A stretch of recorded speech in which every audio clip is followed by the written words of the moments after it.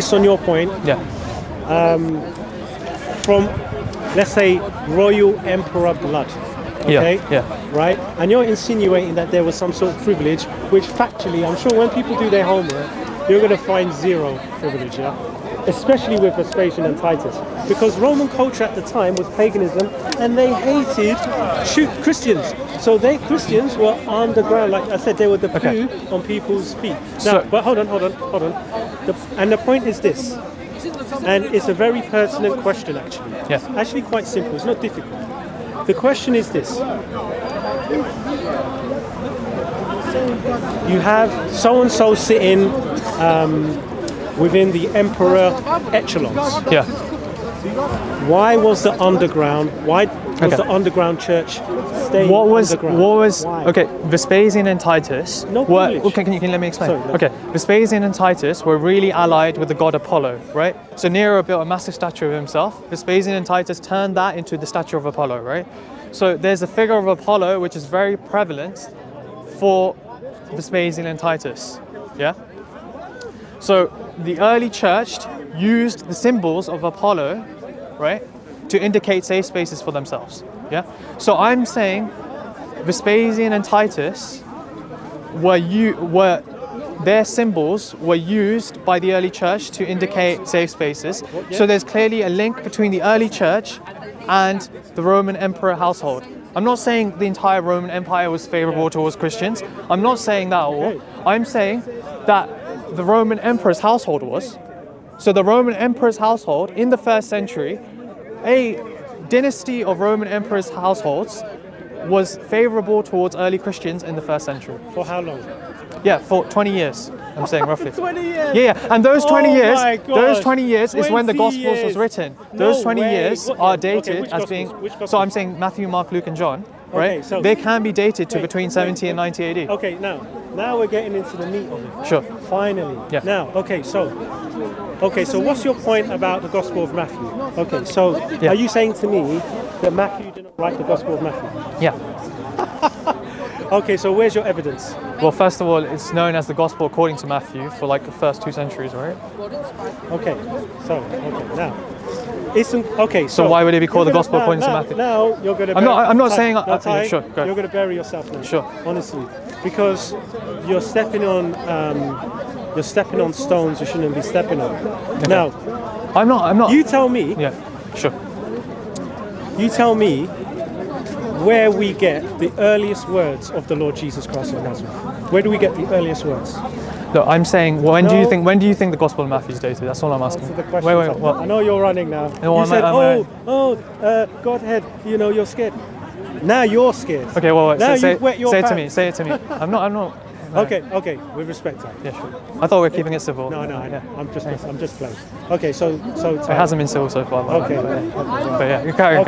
It is what it is. Sorry. So let's keep it. I just want to be very, very clear with the question. Sure.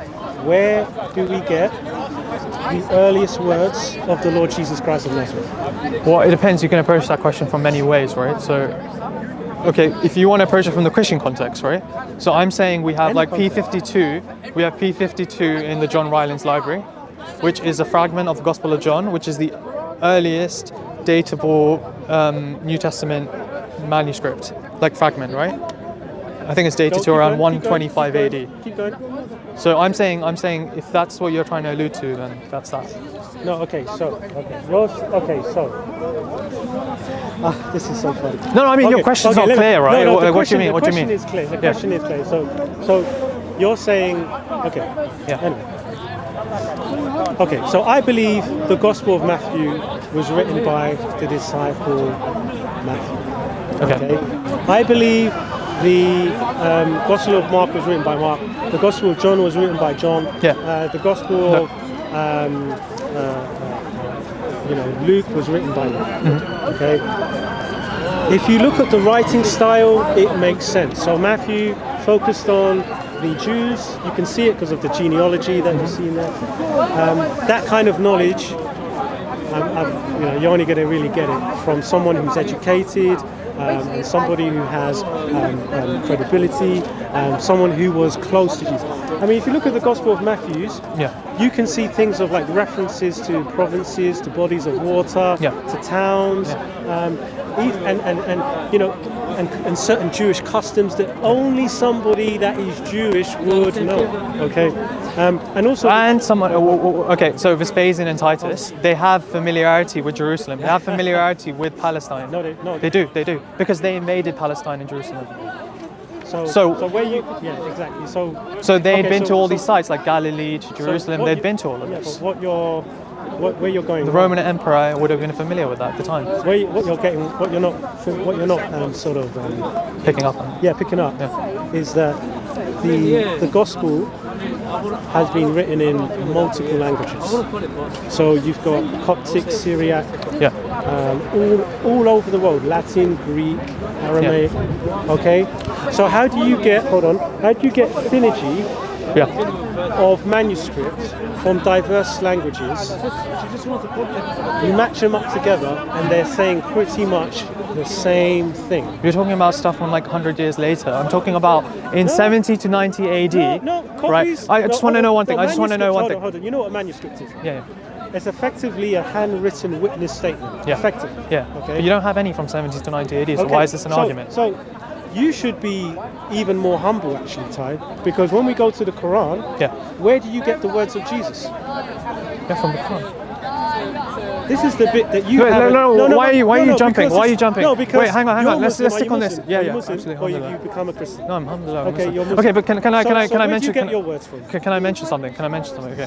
Now you're going to 70 to 90. Where's the whole point? We'd agreed to history of the Gospels, and you're running away from the topic. No. So 70 to 90 AD. Why wouldn't you? 70 to 90 AD. I am giving the Islamic perspective. Okay, the Islamic tell us where you get the words of the Lord Jesus Christ of Nazareth. From the Quran. No. Yeah. Where does the Quran get the words of the Lord Jesus Christ of Nazareth? From Allah subhanahu wa ta'ala. This is word, right? Okay, so do you know that... Why are you running away? You're running away. I'm not going to let you run away. I'm not going to... No, we did not agree to talk about this. I'm not running away. We agreed off camera to talk about the character of the Prophet, which we talked about. And we talked about... You're giving your perspective. No, you're worried. You don't want this... Christians know that you're trying to suppress this information. Is the gospel in the Quran? And they're aware of this now. Is the gospel in the Quran? The gospel as in the one, like it's not plural gospels, it's the gospel, the Injil. So you quote it in your Quran. So me asking but not the New Testament books. I'm not talking about the Gospels as being quoted in the Quran. What does gospel means like evangelium is like a reference to the good news, right? No. Yeah, that's what it means. No, you ask me what it means, you don't even know what it means. I know what it means. It means the good news. No, that's the end product. The gospel basically means the historical account of the life of the Lord Jesus Christ of Nazareth. That's what gospel means. Yeah, but the Quran is talking about the gospel, the good news, evangelium. No. Yes, it is. No, hang on. This is what I'm saying. No. The Quran has a different gospel. No, and Paul mentioned that. He said it in, I believe he said it in his Paul, the writing. person that says, to a Jew I'm a Jew, to a Christian I'm a Christian. So how can you trust this character? Even an angel of light. Okay. Right, can be an angel of darkness. Yeah. Right. So if they give you another gospel, let them be accursed.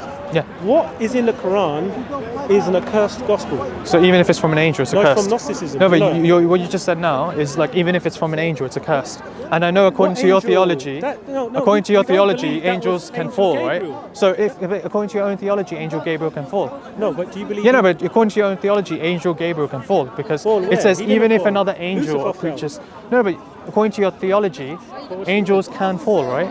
They can separate from God. Lucifer, who made the decision? Yeah, that's what I'm saying. Yeah. So I'm saying so you can't 100%. So you can't 100% say it's not angel Gabriel because according to your theology, angels can go against God. Angels. That's my point. That's my point to you. That's my point to you. That the angel that gave the apparent gospel to Muhammad, that guy.